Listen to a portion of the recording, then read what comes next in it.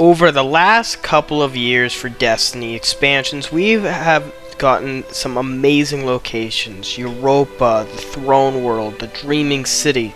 I don't really think that much of Neomuna, but still, we did get some very vibrant and amazing locations that Guardians got to explore throughout the entire campaign and throughout other endgame and post activities within that expansion. The locations serve as a centerpiece to many of the expansion's theme and how it will be, noticed compared to all the other expansions. And with this year, we have the final shape, the conclusion of the Light Dark Saga, and we have the Pale Heart, which to many is one of the most interesting locations that we've ever gotten, because it will be inside the Traveler, big spear that we've been asking so many questions about since we've started Destiny. From what we've seen from the people going to Seattle 2 weeks ago and gone to play a couple of the missions, gone to play a lot with the exotics, the weapons, and really see a lot of the Pale Heart, and what we've seen narratively in Destiny as a whole, the Pale Heart will be one of the most interesting and probably one of the most anticipated locations that we've ever gotten, and it's again at the very end of the Light and Dark Saga, and I know Bungie wants to go off with a bang in terms of locations in this saga. I think Neomuna was a quite big, huge disappointment over all the advertising for Neomuna. We thought we were going to have us grapple around skyscrapers, a lot of more into sort of the vertical type vocality dynamics, stuff like that, but we didn't really get a lot of that, and it was more bland than most after completing the campaign. It looks like the Pale Heart will be the opposite of that, but again, we gotta wait and see. When we go into this, there is a lot to talk about with the Pale Heart, because again, we are looking at beta footage, and again, it is subject to change, but thirdly, we don't really even know what Bungie has up their sleeves. We don't know if the end game or the post raid or something is going to change the location. It looks like it is. Bungie has been teasing that this might be very similar to the Dreaming City, which has had a lot of changes after that raid finished. So looking at the Pale Heart, this is a very interesting destination. It's the first linear destination, right? We're going to start off around probably more of a very, chill, heaven-like sort of scenery with the Destiny 1 tower, a lot of this garden sort of landscape with plants and everything like that. And then as we approach further to the Witness Monolith, it will be more of a very creepy, dark hell type vibe. So it's a very interesting sort of transition, if you will. No other destination has done that before. Looking at this, we see that there's only one spawn point with this location, as opposed to other locations like Neptune and Europa with large zones with more spawn points. Again, the big philosophy that always comes around is that Bungie doesn't want to put spawn points in a lot of locations because they want us to explore. I definitely get that this time around. This is one of the most anticipated and interesting locations, so I get that. And again, something that Bungie also said, which is pretty crazy, that came out recently today, is that the Pale Heart is a completely solo instance location, meaning you won't encounter other random players while exploring unless you're queued up to an activity from the map or if you bring people from your fire team, which is very interesting because if you're just playing the solo without doing really any of the other quote-unquote activities there, then you're basically going and doing this alone, which is a very interesting vibe in that sort of sense. But more or less, it's a very interesting environment, and Bungie wants us to explore more than most, so I don't think we're going to get other spawn points with that.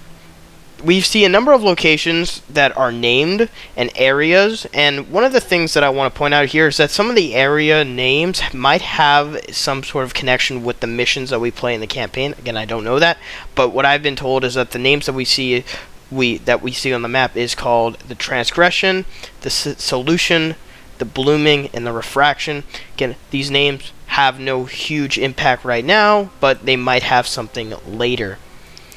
Moreover, there are going to be 3 lost sectors in the Pale Heart, which is basically sort of the minimum that we get in locations, which is pretty cool. Again, these lost sectors might have some cool little areas that will also be really interesting to see.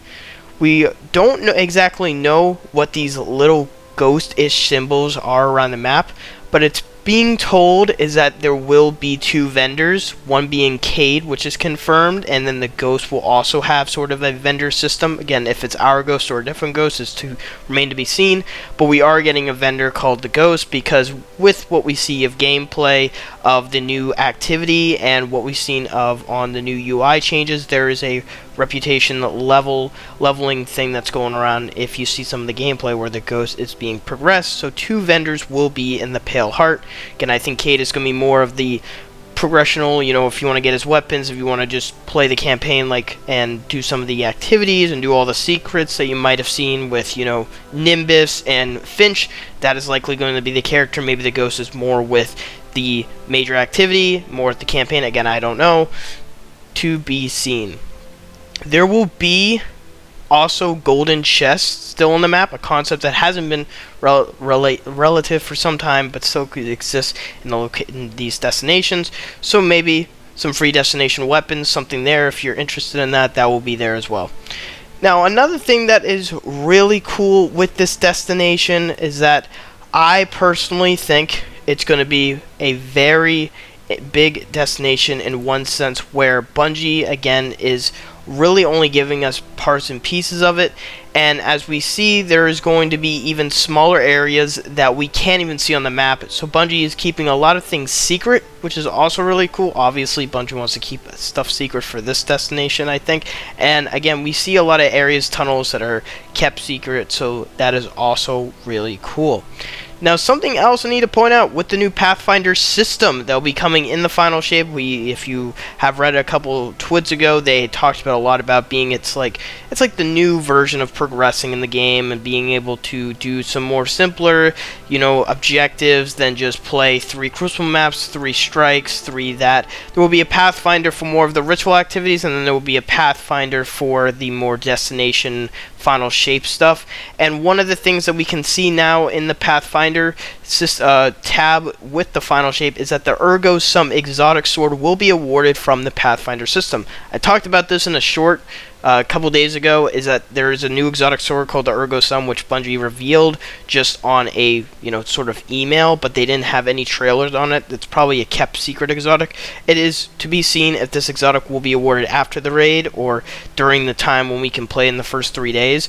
But just to point out, if it is awarded from the Pathfinder system, that will be really cool, because that gives one an incentive to grind the Pathfinder system to get it. But it looks like you're going to have to rank up and do some objectives in order to get it. But that will be sort of the exotic, if you will, for doing a lot of the Pale Heart objectives to get this new exotic sword. I'll be sure to try to find out what the perks and all that is. But again, it's a really interesting idea to have a new exotic sword. It's been a while since we got one. There will be also Mika 10 will be making an appearance in the final shape. He is an Exo Hunter who served as the Vanguard as the quote-unquote Den Mother, which was basically a person who would look over a pack of ghosts when they were trying to look for their guardians during the early City Age. Now, this is a sort of little narrative beat that I don't know if people wanted to know about, but it's not something too crazy. It's just we can see some of the dialogue being put out there.